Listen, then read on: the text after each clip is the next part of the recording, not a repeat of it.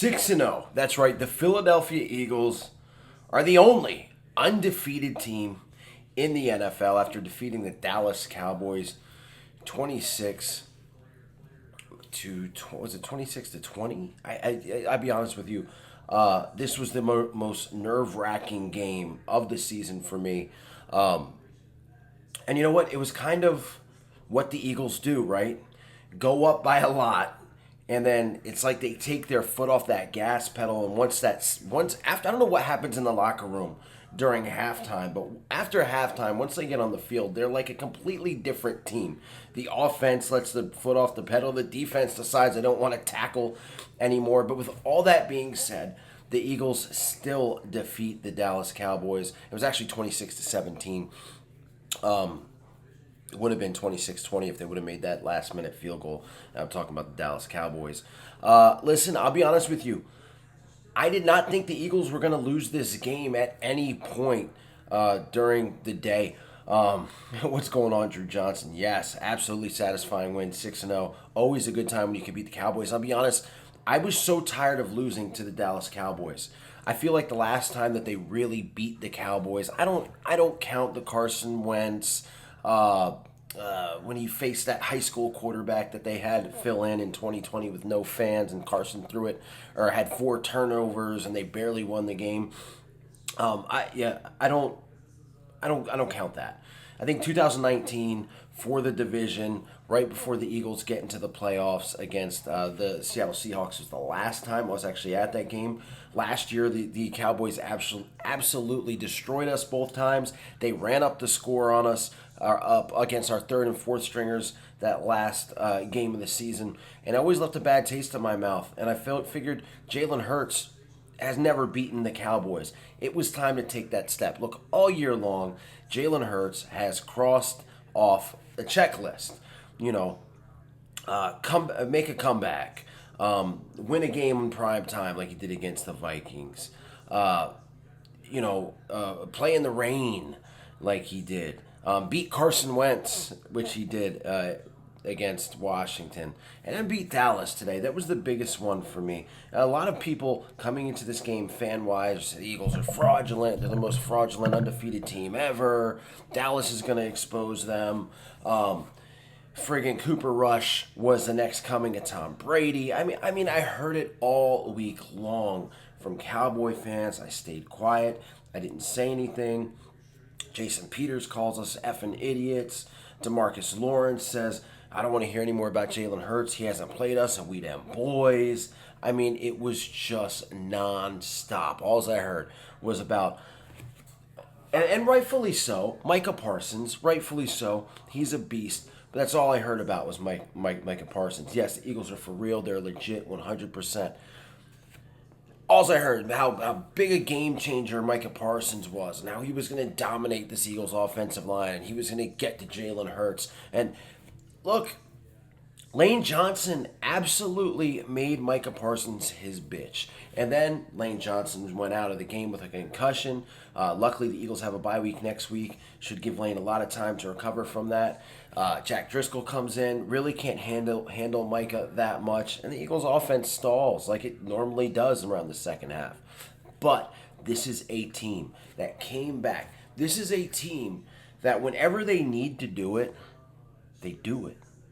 Whenever the defense definitely needs to stop, it seems like they're there. Look, this defense absolutely annoyed the shit out of me for most of the second half. They couldn't stop anything. They couldn't stop the run. They couldn't tackle. They couldn't get to Cooper Rush until they did. And when they got to Cooper Rush, they made him turn over the ball. And again, Dallas Cowboy fans, all week long. And again, it's funny because now the excuse is, well, you guys beat us without Dak. Last I remember, Dak Prescott was playing like trash against the Tampa Bay Buccaneers in the first game of the season, and then he goes out. And I'll talk more about this in a video tomorrow. This is actually my live reaction, so I don't want to get too far into it. But Dak was playing like garbage, okay? Cooper Rush comes in, and Cowboy fans were on his jock. I mean, the guy has never lost a start. He doesn't turn the ball over. He doesn't make mistakes. And then guess what? He starts getting hit, and he starts complaining. And once he starts complaining, he starts turning the ball over. Chauncey Gardner-Johnson, my player of the game, next to Jalen. This dude goes out. I thought he broke his wrist. He comes back. He picks the ball off for a second time. Completely changes the attitude of this defense. That's what he does. He's a late addition. The Eagles signed before the start or before camp. I think maybe they might have traded for him during camp. Actually, he has made a hell of a difference on this football team. The defensive line, that leads the league in sacks, just could not get to this dude for most of the game. And again, until they did, until Brandon Graham did. And then it seemed like they just started getting pressure when they needed pressure. I can't say enough about the coaching of this Eagles team. Again, they've got shit they got to fix, but they're still 6-0 with this stuff they have to fix. Every challenge that's been put in front of them, they've beaten. All I heard all week, they haven't beaten anybody. The Cowboys are 5-1. They beat the Cowboys. They were up 20-0 at one point. Jalen Hurts hasn't made a mistake as far as turnover wise. I guess last week he almost had one against the Cardinals, but the dude just protects the football. The running backs. This team can run the football down your throats if you want to. It's almost like I wish somebody would just lie to the Eagles and tell them the second quarter is all game. They've outscored teams 1,000 points to 3, and of course I'm, really making that number real big. But you get my point. They're unstoppable in the second quarter, and I wish it was like that all game. But they did it today. They go to 6-0. They have a bye week. They can get healthy, and then when they come back, they play the Pittsburgh Steelers, who did have a good win against the Tampa Bay Buccaneers this week. But I mean, Pittsburgh is probably not a playoff team, so we'll see what they can do there. Again, stuff's got to be fixed, but when they had to come up with plays, they made plays. Jalen Hurts, again, I can't say enough about this dude. The pressure that's put in there with it being Dallas, the fact he's never beaten Dallas. I heard just dumb shit this week. Oh, Hurts he only has rushing touchdowns. First off, I don't care if they're running or throwing as long as they're touchdowns. And he goes out and he throws a touchdown to A.J. Brown, and he throws a touchdown to Devontae Smith.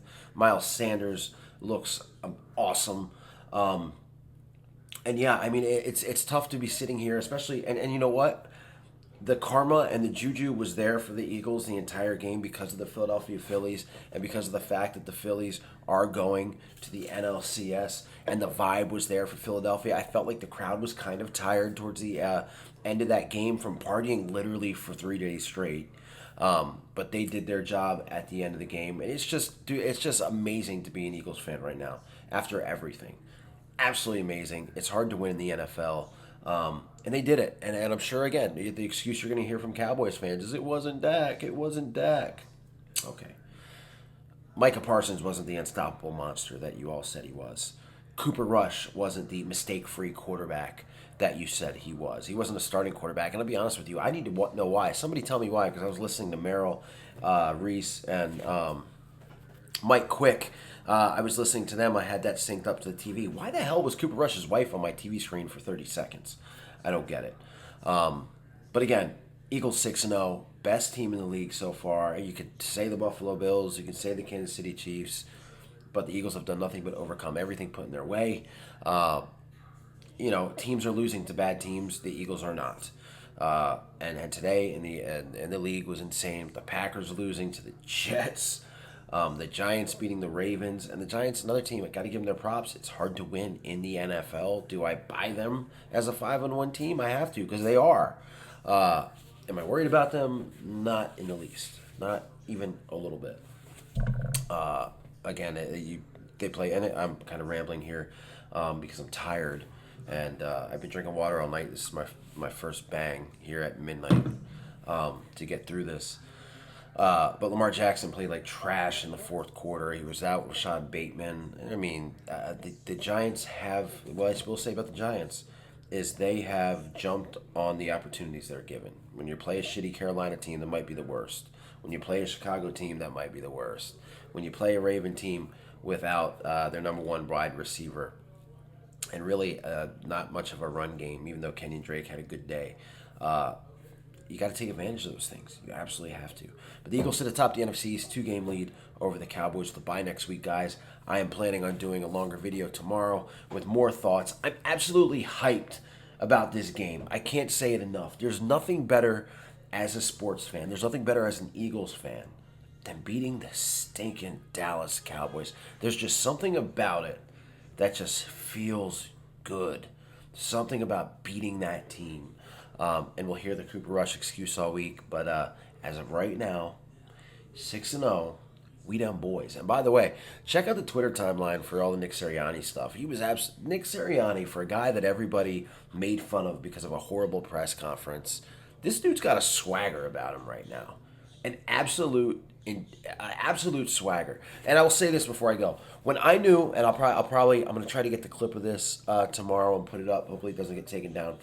When I really felt well about the Eagles was the Eagles website or Twitter handle put up a video of him. He was talking to the team at one point during the week, and he was talking about the game, and he held up that stupid Beat Dallas shirt that he wore last year before they played the Cowboys, and of course the Cowboys, whooped our ass.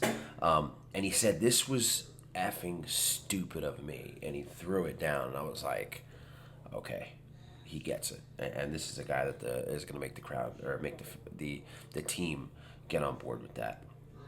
6-0, baby. Fly, Eagles, fly. I'll see you guys tomorrow. Or Tuesday, because tomorrow's definitely a busy day for me. As always, stay safe, stay healthy, go Birds, and I'll see you later. Dallas sucks.